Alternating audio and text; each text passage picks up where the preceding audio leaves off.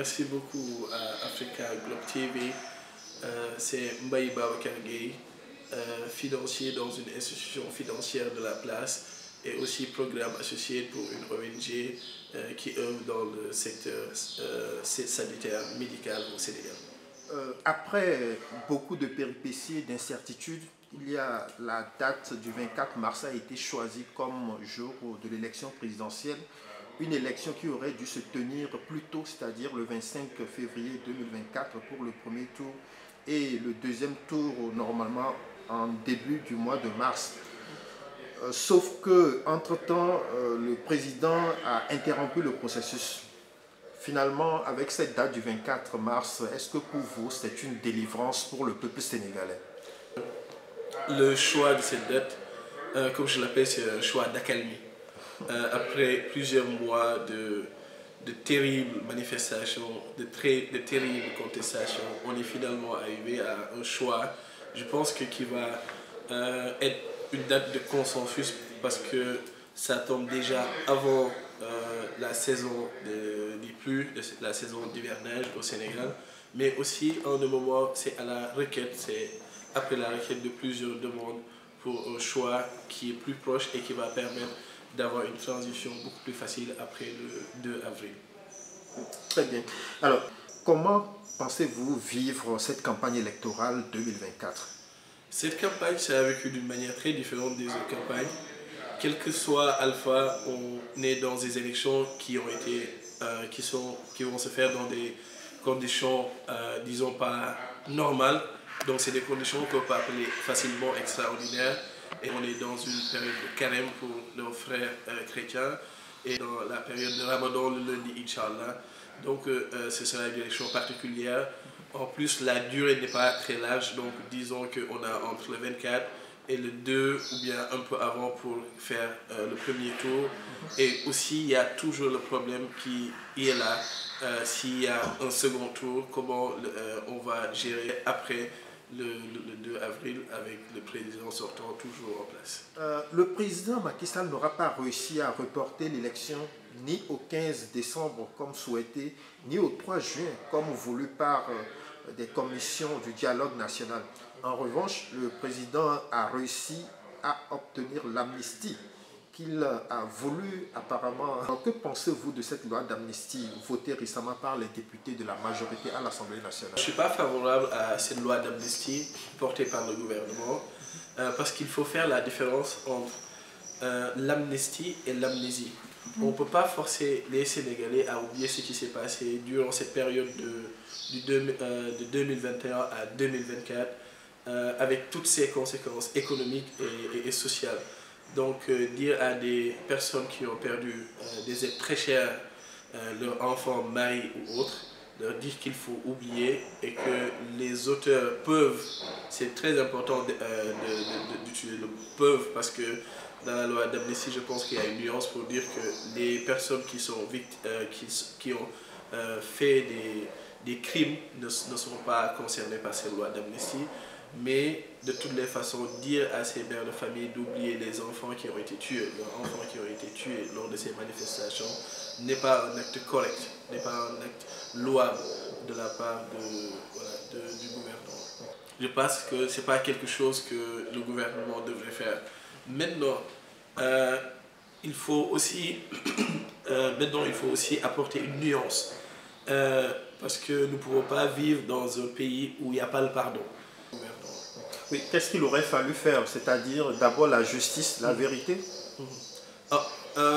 Dans ces contextes, la vérité est importante. La vérité elle est très importante.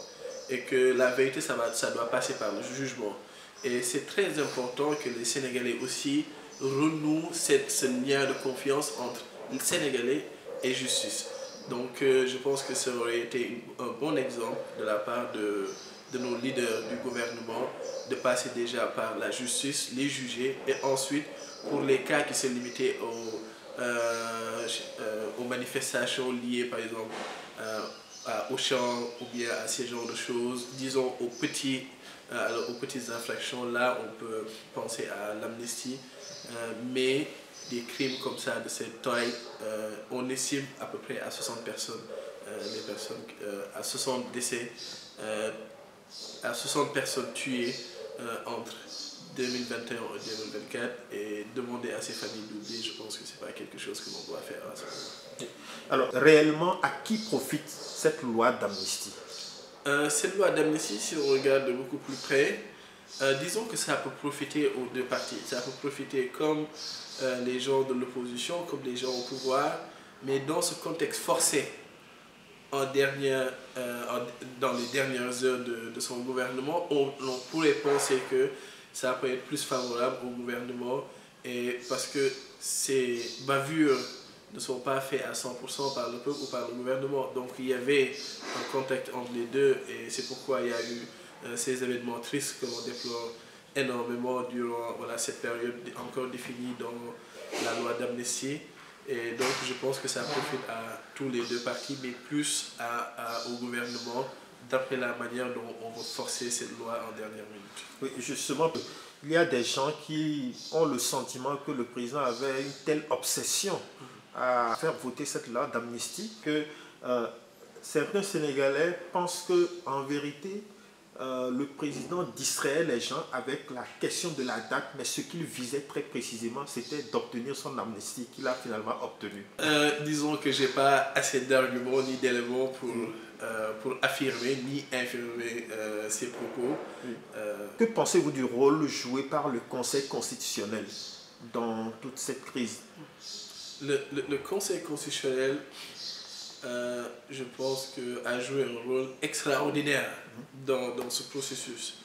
Nous, Sénégalais, nous avions l'habitude que tout le temps, le Conseil constitutionnel se range derrière les décisions du président de la République.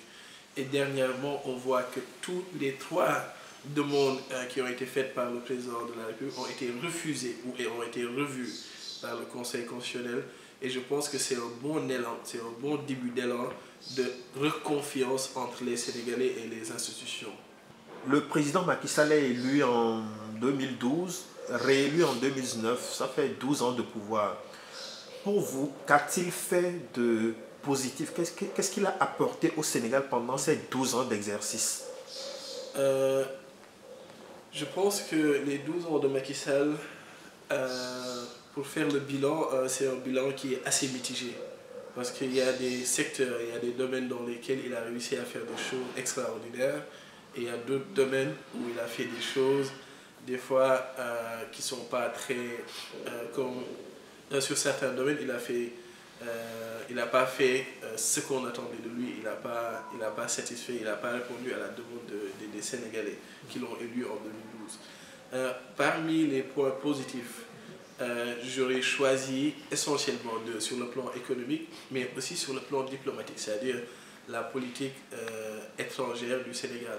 Je pense avec l'avènement du président Macky Sall, qui est à la tête de ce pays depuis 2012, le Sénégal a quand même un nouveau visage, et un nouveau visage rayonnant quand même à l'étranger. C'est un président quand même qui sait communiquer avec les autres pays, les partenaires, et ça se voit dans les invitations que l'État du Sénégal reçoit dans presque toutes les conférences du monde, et la prise de parole qu'il a fait à l'ONU, dans les grandes instances en Europe comme en Asie. Donc c'est un président à qui tout le monde fait confiance plus ou moins à l'étranger dû à sa politique étrangère. Et sur le plan national, quand même, avant Macky Sall, on a vécu pas mal de péripéties, à savoir sur le point structurel, à savoir des routes, mais aussi sur le plan même énergétique. Avant, nous, on a vécu des délestages, des coupures de courant, voilà. Mais depuis son avènement, on voit qu'il y a eu beaucoup de progrès.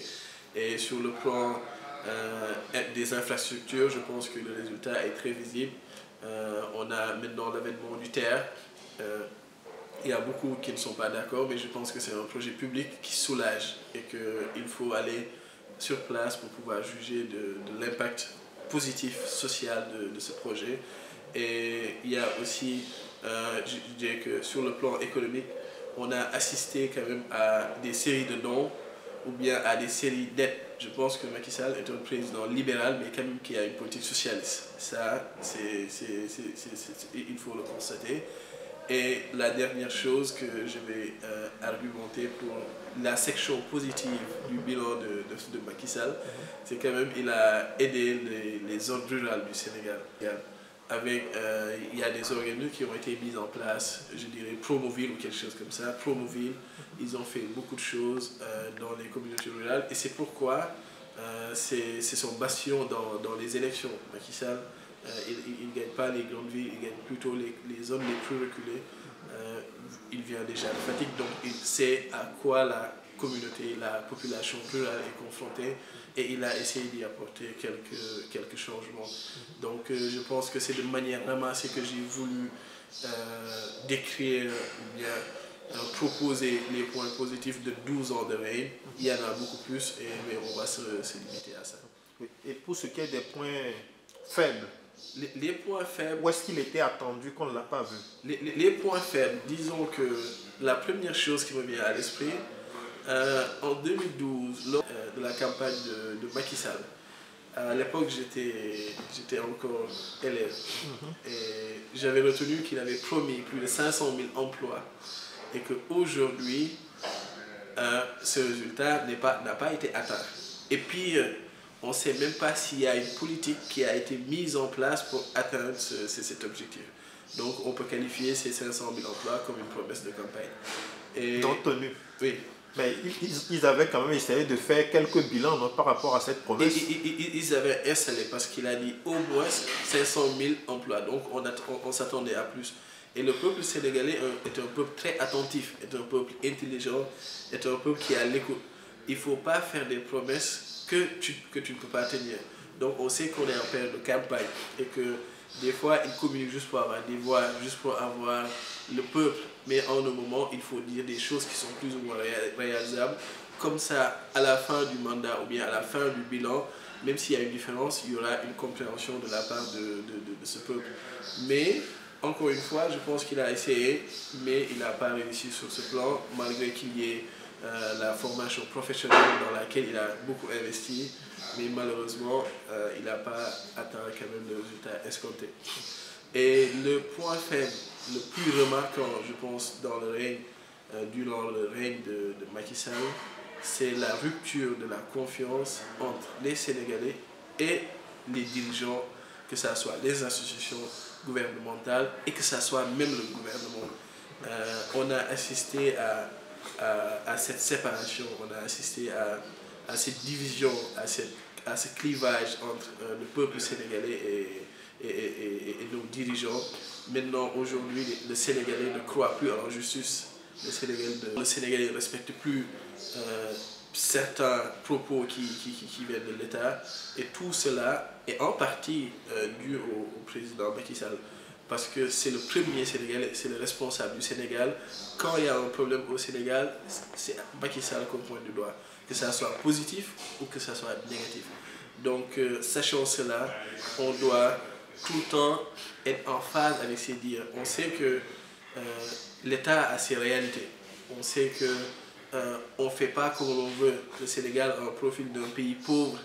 Donc, on est obligé d'aller à l'étranger et on nous impose des fois des politiques. Mais il faut toujours savoir raison garder et mettre son peuple en avant que ses intérêts personnels ou bien que ses intérêts de parti ou bien de partisans. Oui, alors...